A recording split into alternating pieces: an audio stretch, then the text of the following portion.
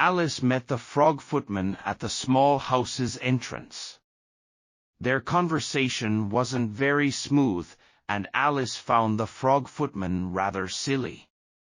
She decided to push the door open and enter the house on her own, where she was met with the smell of pepper and encountered the Duchess, a baby, a female cook, and a grinning Cheshire cat. Alice engaged in conversation with the Duchess, and in the midst of it, kitchen utensils like frying pans, bowls, and plates started flying out of the kitchen, hitting the Duchess.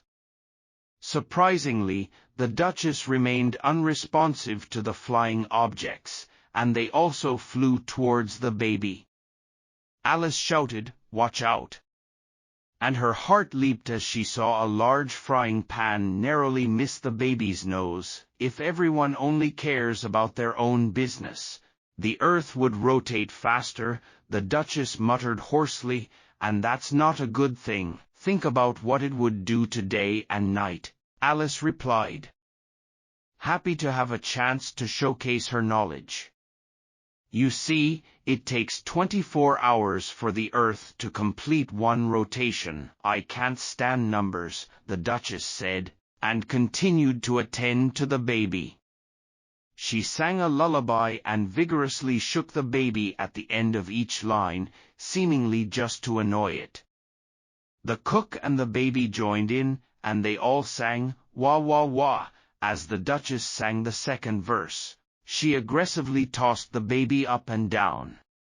The poor thing was screaming non-stop, and Alice could hardly make out the lyrics anymore. I told my baby, if he sneezes, he'll get thrown to the dogs, they sang in unison, wah wah wah. And if you'd like, you can hold him. As the Duchess left, she tossed the baby to Alice, saying, I'm off to play croquet with the Queen.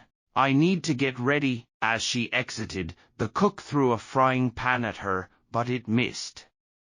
Alice struggled to hold on to the bizarre-looking baby, with its arms and legs extending in all directions, resembling a starfish. Alice thought, if I leave the baby here, they will surely mistreat him within a day or two. Just as she was about to say this out loud, the baby gurgled as if in agreement. Stop gurgling, Alice scolded. It's really uncivilized. The baby gurgled again, making Alice uneasy as she looked at its face to see what was happening. Its nose was pointing upwards, no longer looking like a human but more like a pig's snout.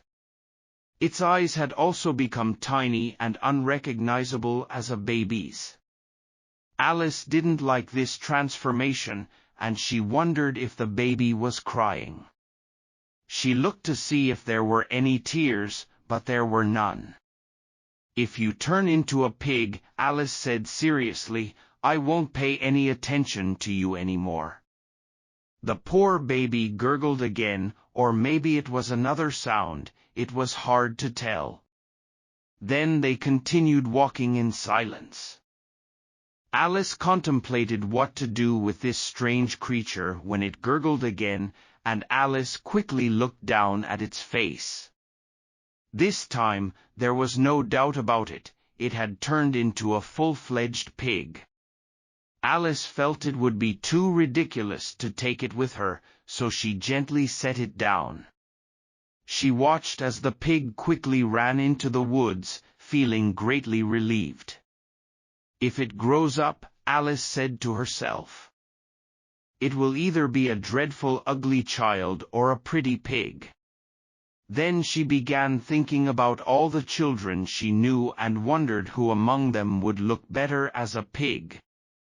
Just as she was about to say that as long as someone tells them the way to change, the Cheshire Cat suddenly startled her. It was sitting on a branch above, grinning widely.